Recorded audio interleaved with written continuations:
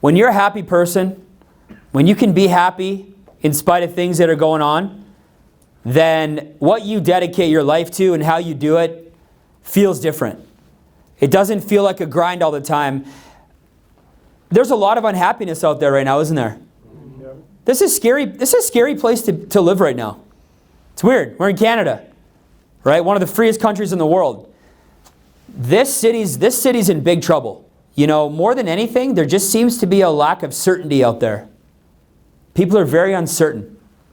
They're uncertain with their jobs. They're uncertain with their future. There's a lot of people that are uncertain with their relationship. And there's a lot of reasons for all this stuff. There's a lot of reasons for people to quote unquote be unhappy. But everything I see comes back down to these three things that I want to share with you. Usually it's a lack of these three things. And I have 3 life hacks that I use and I go back to in my life that I use to make sure that I'm on the happiness train. And I'm going to write these things down. And I just encourage you from time to time to just reevaluate this list. To just ask yourself like I do, where am I at on this list? Out of 10. There's just 3 things. And I don't know where I got this from. I'm sure it was from one of my mentors. Okay? But the first thing, so this is 3 life hacks to living a happier life. This should be a podcast. But number 1, be grateful. You know, I almost kind of skipped over that and just focused on the last 2. But you know what? Everybody skips over it. Gratitude's a real thing. It's not some pie in the sky, oh, let's just focus on being grateful and you know, hey, look, it's proven now that if you can operate from gratitude on a daily basis, if you can, you know, it's impossible to be fearful and grateful in the same moment. When you're in gratitude, in a state of gratitude, you are not scared. Fear only exists when? In the future. Do you know that you're only scared about things that haven't happened yet? And do you know that 95% of the things that you worry about never actually happen? We spend most of our life in fear of things that are never actually going to happen. Being grateful, practicing gratitude. Guys, sometimes we just need a wake-up call. People say, well, what do I got to do to be more gratitude? I don't know, maybe just look yourself in the mirror. Be grateful to be alive. How about head down to the Tom Baker ward? Maybe take a little stroll down there. Right? When's the last time you volunteered at the Children's Hospital? When you watch kids walking around the cafeteria, fighting cancer. There's a little kid last night playing bingo. I was with my son and his friend, and the little kid showed up in a little halo. And he was hanging from a halo. He had 6 screws drilled into his skull. And he was hanging from this thing, and he was kneeling on the seat. And when he got excited, he would go up and down with his knees. And his little machine was pull his head up. It's like a 5-year-old kid playing bingo. And my son looked at me and he goes, Daddy, I think that boy is way more sick than I am. It's like, I think so too, buddy. He goes, man, I'm happy I'm not that sick. He said, it looks like those screws really hurt. Like, I think they do, buddy. Right? I think they do. The second is to be present. Don't mistake my passion for social media with my lack of understanding of being present. I understand. Am I always present? No. Do I got to work on it? Heck yeah, because I'm a human being. Okay? But being present will allow you to be focused in the moment. Because when you're unhappy, when you're living in fear, when you're scared, it's because you're not being present in the moment. You're not grateful for the moment. You're not in the conversation with Jimmy. You're thinking about a message that somebody sent you about something that might happen, a fight that you had with your girlfriend or your boyfriend. You're not present. When you can be grateful and practice gratitude, you can focus on being present. The third key is to have purpose. Have purpose in everything that you do, with everything. If you're coasting in an area of your life, if there's an area of your life right now that you're coasting in, my question to you is, where else is that showing up? Because how we do one thing tends to be how we do most things.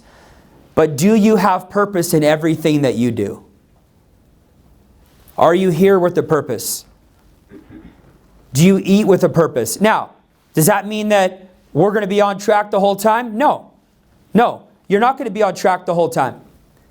But when you do something with purpose, it changes how you approach the game. Yes? Because you do it with passion and you sink your teeth into it. And you just know, like you just know, if you have purpose, like me and my wife, we got 3 kids. Man, there's a lot of purpose in raising kids, isn't there? But man, if we didn't attach any meaning to it and any purpose to it, if you look at it from the other side, it's a lot of work, man. It's expensive. All these things do is eating shit everywhere. Pardon my language. They're just eating crap every day. They cry. John, they cry. And when they come out, you can't put them back in. It was like, some days early on, like the most enjoyable part for my wife of having kids was the 9 months when she was carrying the kid. I'm being a bit facetious here, but guys, it's all about attaching purpose. But here's the thing. If you can control your gratitude, being present, and operating with purpose, if you can control these things, first of all, let me ask you the question, can we control these things? Yes. These are things that we can control. If you can control these things, then you can ultimately control being happy. Happiness is a choice. And people hear it, and they get upset about it because they're like, well, you don't know my situation. Well, you know what? Maybe I don't. But I do know that if you spend more time being grateful, if you were more present as a person, and you operated with more purpose, overall, you'd be a lot happier person. Are there going to be unhappy moments? Yeah, there are. Lots of unhappy moments. But you know what? This is important. Because being an entrepreneur is like swinging an axe.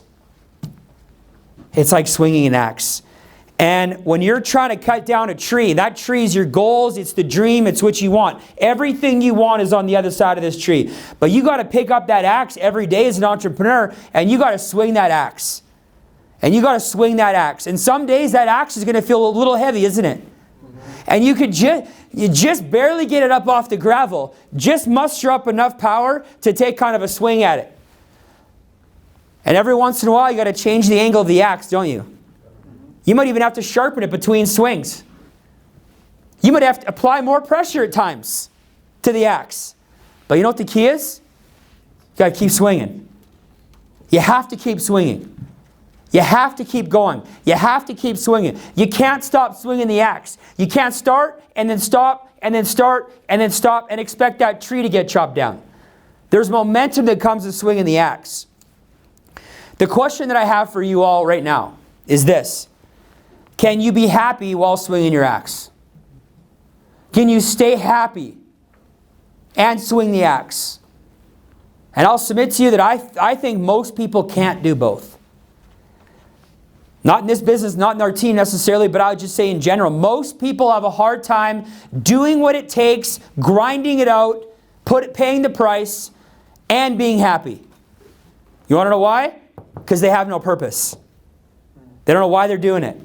They don't know why they're swinging the axe. They don't know why they're driving to their 9 to 5. They don't even know why they're a parent. That's why there's a lot of bad parents out there. They have no purpose for raising their kids. You see it everywhere. So, here's the thing. If you're waiting for things in your life to settle down till you start swinging that axe again, that's a recipe for failure.